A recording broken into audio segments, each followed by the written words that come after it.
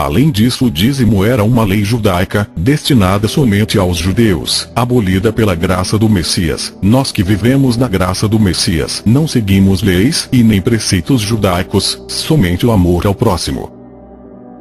Mas no meio religioso, além de alterarem completamente o sentido do dízimo, ainda o fazem cumprir a seus fiéis, desobedecendo completamente ao Messias, o qual nunca pediu nem ordenou nada a respeito de dízimo e oferta.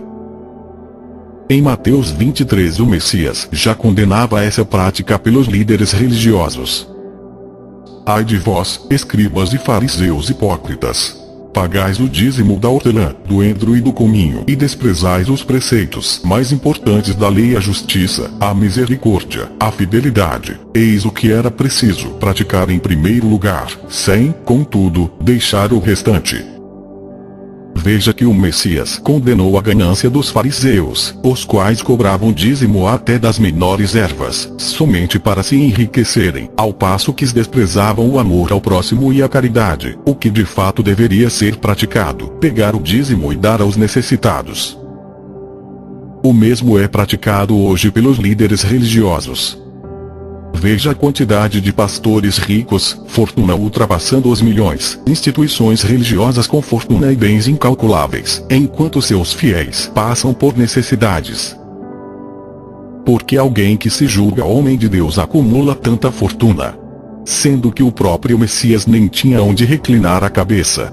Ele ainda condenou o acúmulo de bens, dizendo que era mais fácil passar um camelo no fundo de uma agulha que um rico entrar no reino.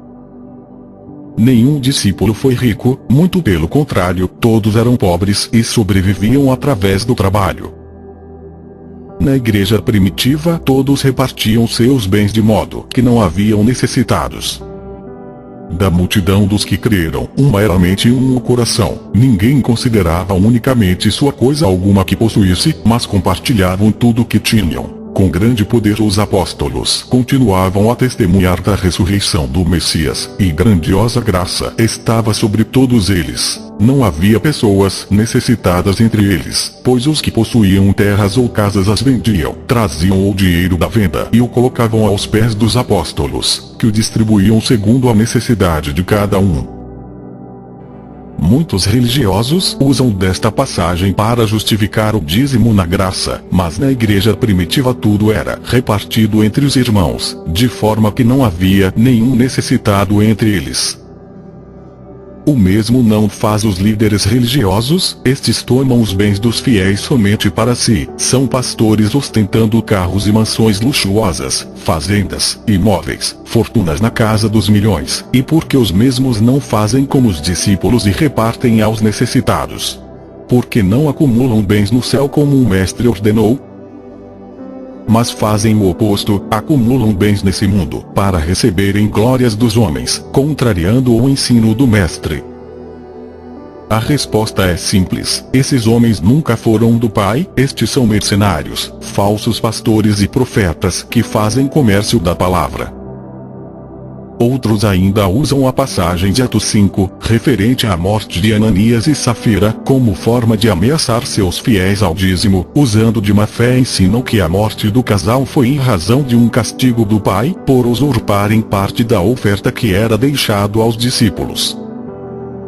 Pois trata-se de outra passagem totalmente adulterada e ilógica, já que os discípulos foram diversas vezes perseguidos, torturados e mortos. Em nenhum momento seus perseguidores foram mortos ou castigados por intermédio divino, mas um casal por mentir sobre a doação foram misteriosamente mortos como castigo. Qual a lógica disso? Se os judeus perseguidores dos discípulos fizeram coisas piores, até difamar do Espírito da Verdade, e nem por isso o Pai os castigou diretamente, nosso Pai não age assim. Isso é a velha jogada usada pelo meio religioso de adulterar as passagens bíblicas para amedrontar seus fiéis. Os discípulos nunca cobraram ou viveram às custas de dízimos e ofertas. Muitas das vezes passavam até por necessidades, devido a viagens e tribulações a que passavam.